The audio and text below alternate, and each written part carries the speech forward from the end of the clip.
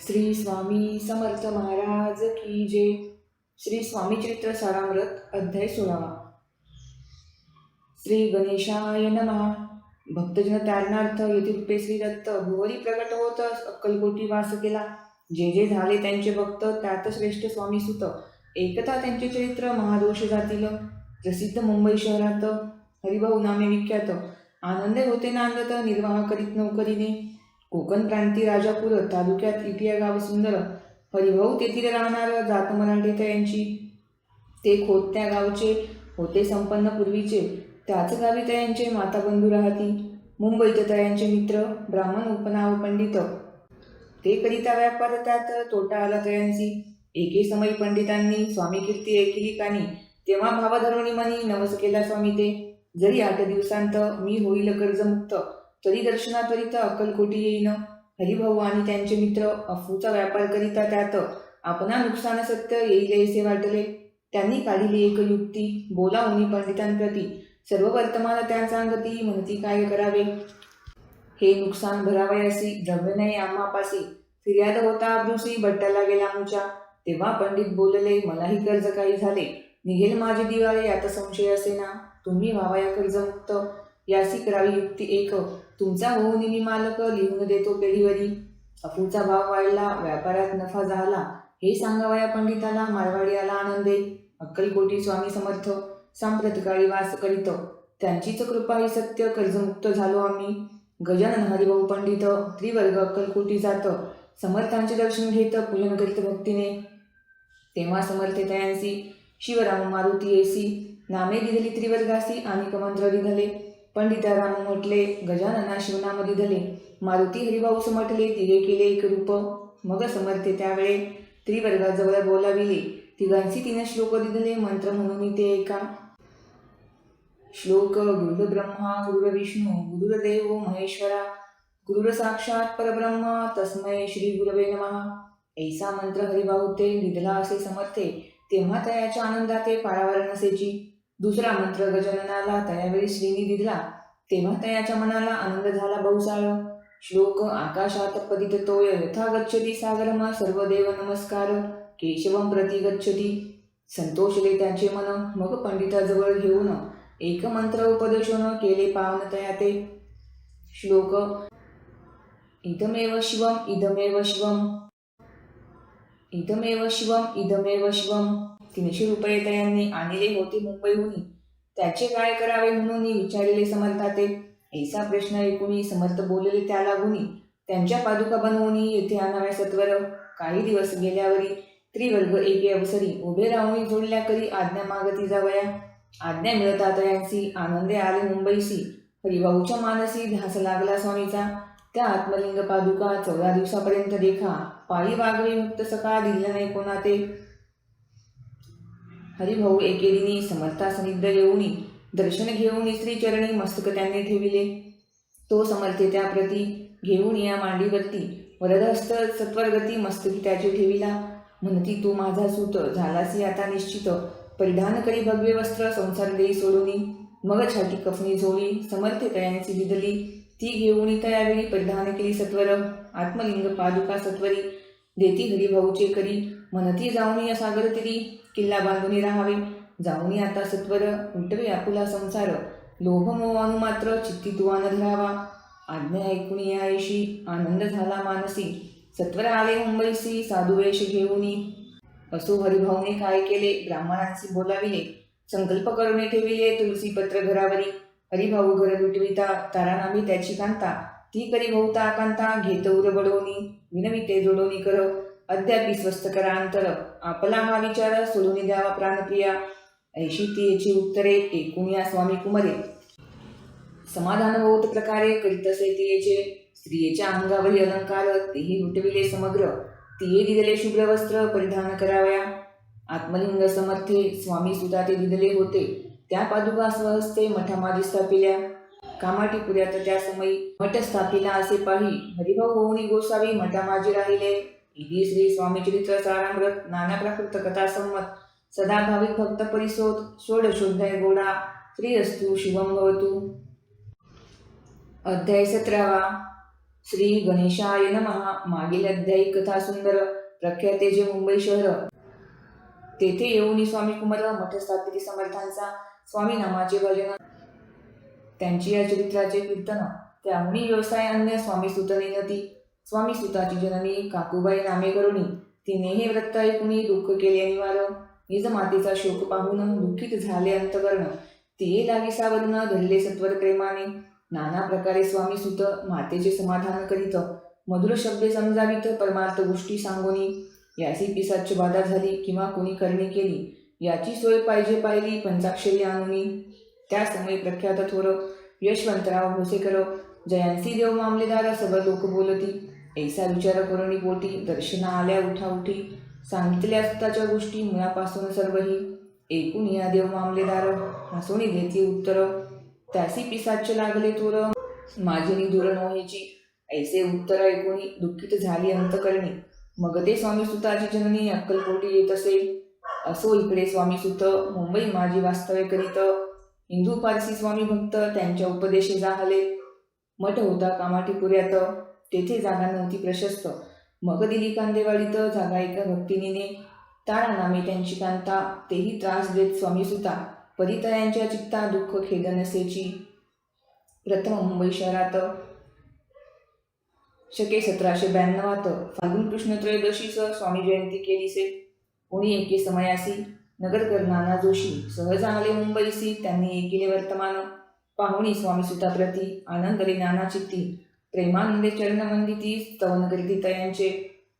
स्वामी सुते तयासी लावी गेली स्वामी भक्तीसी. धन्य झाले नाना जोशी रंगले भजनी समर्थांच्या.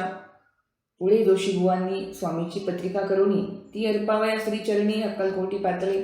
पत्रिका श्रीचरणी अर्पिली, स्वामी मूर्ती आनंदली. समर्थे त्यांसी आज्ञा दिली नगरा वाजवा म्हणून.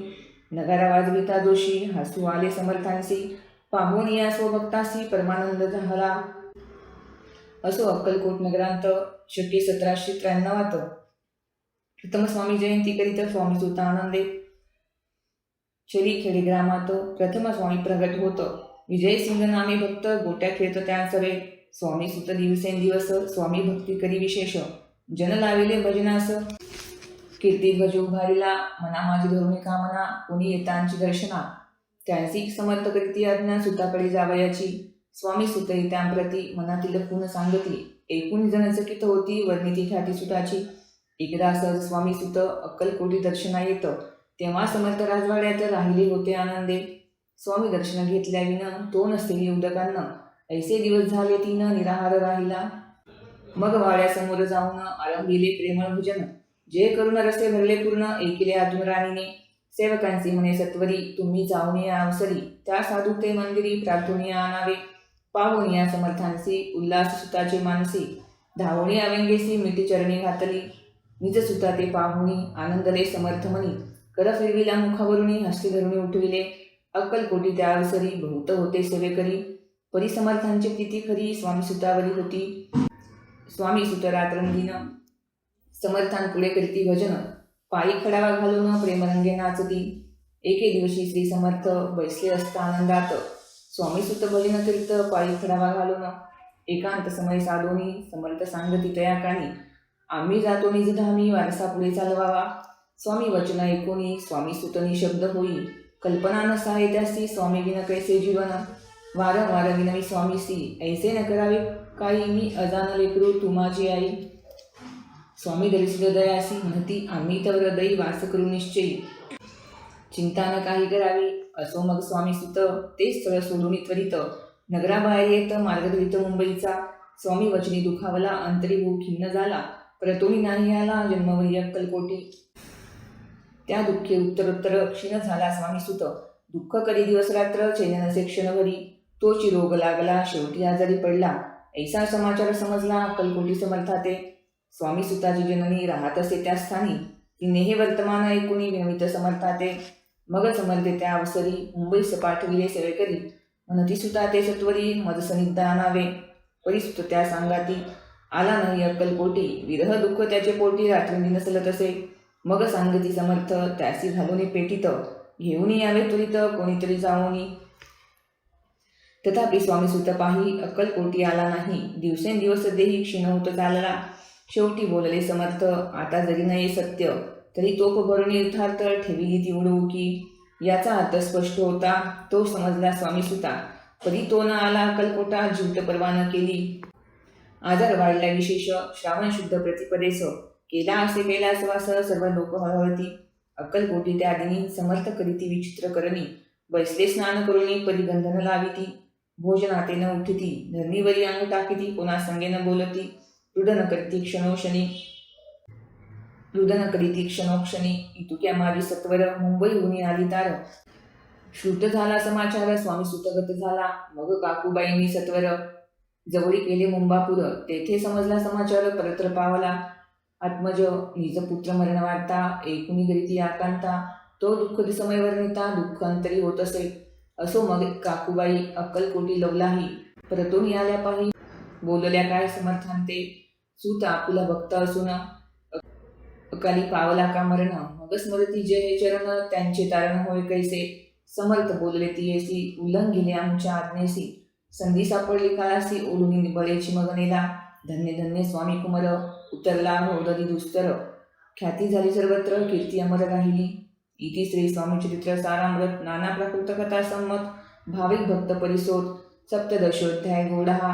श्री भगवत चरणार्पणमस्तु. श्रीरस्तु शुभम भवतु. अध्याय 18. श्री गणेशाय नमः. स्वामी सुताच्या गादीवरी कोण नेमावा अधिकारी, ऐसा प्रश्न सेवेकरी करता ती समर्थांते. तेव्हा बोलले समर्थ, सेवेकरी असती सांप्रत, परी एकही मजला त्यात योग्य कोणी दिसेना. जेव्हा येईल आमुच्या मानसी, त्या समयी मोर पाखरासी. अधिकारी नेमुगा दिसी, चिंता तुम्ही न करावी. मोर पाखरा समर्थ म्हणती वेळोवेळा. रात्रंदिन तोची चाळा, मोठमोठ्याने ओरडती. आमुची पाल्याची विट, जतन करावी नीट. वारंवार म्हणती समर्थ, काकूबाई लागोनी. लपवून ठेविले विटेसी, ती दिली पाहिजे आम्हासी. याचा अर्थ कवनासी स्पष्ट काही कळेना. असो स्वामी सुताचा भ्राता कोकणांत राहत होता. स्वामी सुत मृत्यू पावता वर्तमान कळले त्या. तो केवळ अज्ञान, दादा तयांचे अभिनाम. त्याचे शरीर असमाधान, दुष्य होत चालला. काकूबाईने तयासी आणविले आपणापासी. एके दिवशी समर्थांसी दादा प्रति दाखविले. समर्थ बोलले वाईसी, 4 वेळा जेव घाले असी. आरोग्य होईल बाळासी, चिंता मानसी करू नको. त्याप्रमाणे बाई करिता दादासी झाली आरोग्यता. समर्थांची कृपा होता, रोग कोठे राहिलं.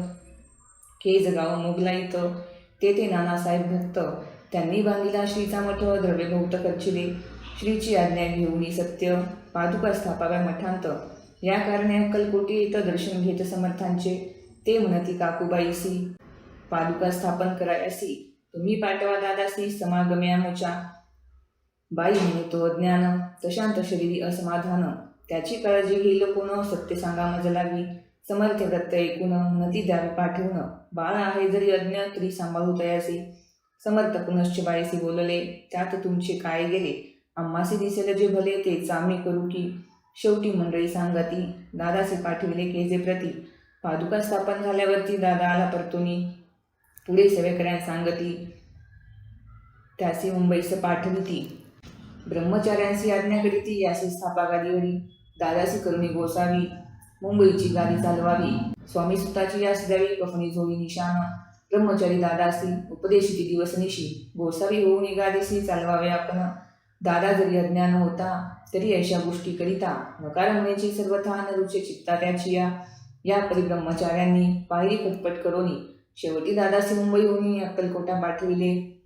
समर्थ अशा समयासी आज्ञा केली भुजंगासी. घेऊनी माझ्या पादुकांसी, मस्तकी ठेव दादाच्या. मूर्छेला आणून सत्वरी, धरा म्हणती त्यावरी. आज्ञेप्रमाणे सेवेकरी करता ती तैसेच. श्रीच्या पादुका शिरी पडता, उपरती झाली त्याच्या चित्ता. हृदय प्रगटला नानसविता, अज्ञान गेलेला याते. धन्य गुरुचे महिमान, पादुका स्पर्श करून. झाले तात्काळ ब्रह्मज्ञान, काय धन्यता वर्णावी. असो दादाची पाहुणी वृत्ती, काकूबाई लचकली चित्ती. म्हणे समर्थ दादा प्रति वेळ खचित लाविले. ती म्हणे जी समर्था, आपण हे काय करिता. दादाची आशिरी ठेविता, पादुका काय म्हणून. समर्थ बोलले ती येसी, जे बरे वाटेल आम्हासी. तेची करूया समयासी, व्यर्थ बडबड करू नको. काकूबाई बोले वचन, एकासी गोसावी बनवून. टाकीला आपण मारून, इतुकेची पुरे झाले. एकूण अशा वचनाला समर्थांची क्रोध आला. घाला म्हणती बाईला खोड्यामारी सत्वर, काकूबाईने एकांत करुणी मांडीला अनर्थ. नाना अपशब्द बोलत भाळ पिटीत स्वहस्ते, परी समर्थे त्या समयी लक्ष तिकडे दिले नाही. दादासी बनविले गोसावी कफनी जोडी अर्पिली, दुसरे दिवशी दादासी समर्थ पाठविती भिक्षेसी. ते पाहुणे काकूबाईसी दुःख झाले अपार, समर्थांचे हसू आले अधिकची कौतुक मांडिले. दादासी जवळ बोलाविले काय सांगितले तयासी, अनुसया तुझी माता तिज पाशी दीक्षा मागाता, अवश्य म्हणून तत्वता जणे जवळी पातला. ऐसे बाईने पाहुणी क्रोधाविष्ट अंतकरणी, म्हणे तुझी हे करणी लोकापवादा कारण. एकूणी मातेची युक्ती दादा तिज प्रती बोलती, एहिक सुखे तुच्छ गमती माते आजपासूनी. पुत्राचे एकूणी वचन उदास झाले तिचे मन, असो दादा गोसावी होऊन स्वामी भजने रंगले. काही दिवस झाल्यावरी मग आले मुंबापुरी, स्वामी स्तुताच्या गादीवरी बसून संस्था चालविली. इति श्री स्वामीचरित्र सारामृत नाना प्राकृत कथा संमत सदा प्रेमळ परिसोत अष्टदशोध्याय गूढहा. श्रीरस्तु शुभम भवतु. श्री स्वामी समर्थ महाराज की जय.